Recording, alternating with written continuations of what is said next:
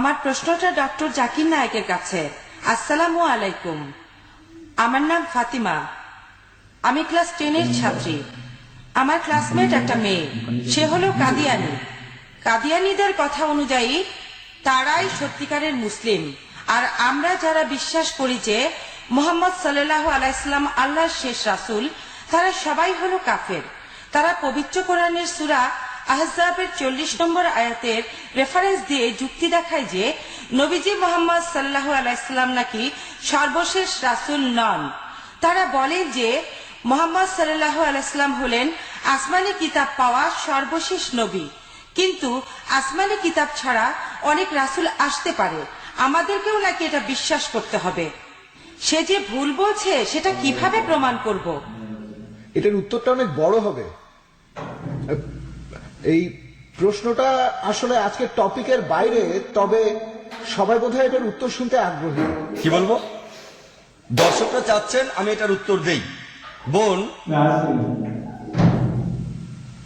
আপনি কাদিয়ানীদের সম্পর্কে প্রশ্ন করলেন। সূরা আহজাবের 40 নম্বর আয়াতে বলা হয়েছে, মা কানা মুহাম্মাদুন আবা আহাদিম মিন রিজালিকুম ওয়ালাকিন রাসূলুল্লাহ ওয়া খাতামুন নবিয়্যিন ওয়া কানা আল্লাহু বিকুল্লি শাইইন আলিমা। যার অর্থ মুহাম্মদ সাল্লাল্লাহু আলাইহি সাল্লাম তোমাদের মধ্যে কোনো পুরুষের পিতা নন, বরং তিনি আল্লাহ তাআলার একজন প্রেরিত রাসূল এবং তিনি খাতিমুন নবীন, তিনি হলেন শেষ নবী। নিশ্চয়ই আল্লাহ সকল বিষয়ে জানেন। আমি জানি যে কাদিয়ানীরা এই আয়াতটার উদ্ধৃতি দিয়ে তারপরে বলে যে দেখেন, কোরআন বলছে নবীজি মুহাম্মদ সাল্লাল্লাহু আলাইহি সাল্লাম তিনি খাতিমুন নবীন, তার মানে তিনি শেষ ব্যক্তি যিনি পেয়েছেন কোন আসমানি কিতাব। তিনি হলেন শেষ নবী যিনি ওহী পেয়েছেন, তবে আসমানি কিতাব পাবেন না এমন শেষ পয়গম্বর তিনি নন। ব্যাপারটা বিভ্রান্তিকর। কাদিয়ানীরা যেটা বলে যে নবী হলেন সেই ব্যক্তি যিনি আল্লাহর ওহী পেয়েছেন, যিনি আসমানি কিতাব পেয়েছেন, আর রাসূল হলেন সেই ব্যক্তি যিনি কোনো ওহী পাননি। তারা যেটা বলে মুহাম্মদ সাল্লাল্লাহু আলাইহি সাল্লাম একজন নবী যিনি আল্লাহ তাআলার কাছ থেকে ওহী পেয়েছেন, তবে শেষ রাসূল নন। তার মানে এমন অনেক পয়গম্বর আসতে পারেন যারা কোনো ওহী পাবেন না, এটাই তাদের বক্তব্য। তবে আপনি যদি সামান্য আরবি জানেন, এমনকি উর্দু জানলেও আপনি বুঝতে পারবেন যে রাসূল হলেন সেই ব্যক্তি যিনি পেয়েছেন কোনো ওহী। তারা নবী আর রাসূলের সংজ্ঞাটা উল্টে দিয়েছে। রাসূল হলেন সেই ব্যক্তি যিনি পেয়েছেন আল্লাহর কিতাব, আর নবী মানে সাধারণ পয়গম্বর। তার মানে এমন নবী আছেন যিনি কোনো ওহী পাননি, তাদের বলা হয়ে থাকে শুধু নবী। আর রাসূল হলেন সেই নবী যিনি পেয়েছেন আল্লাহর ওহী, রিসালাত, আসমানি কিতাব। প্রত্যেক রাসূল অবশ্যই একজন নবী, এটা হতেই হবে। নবী না হয়ে তিনি রাসূল হতে পারবেন না।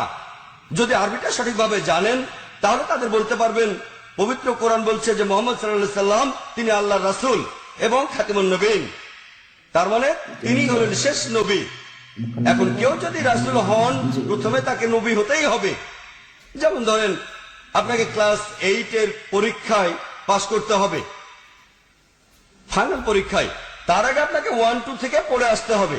ক্লাস 1 থেকে না পড়ে ক্লাস 8 পাস করতে পারবেন না। আমি যদি বলি যে এখন থেকে কেউ ক্লাস 1 পাস করবে না, এর মানেটা দাঁড়ায় আপনি 8ও পাস করতে পারবেন না। তাহলে কোরআন বলছে মুহাম্মদ সাল্লাল্লাহু আলাইহি সাল্লাম হলেন খাতিমুন নবীন, তিনি হলেন শেষ নবী।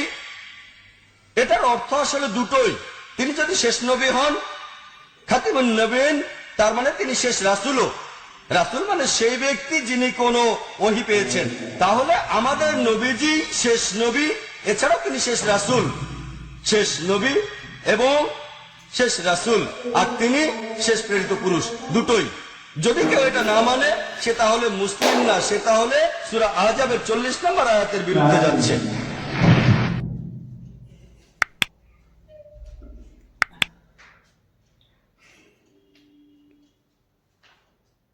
এটা কি সত্যি যে যিশু আবার আসবেন? খ্রিস্টানরাও কি এটা বিশ্বাস করে?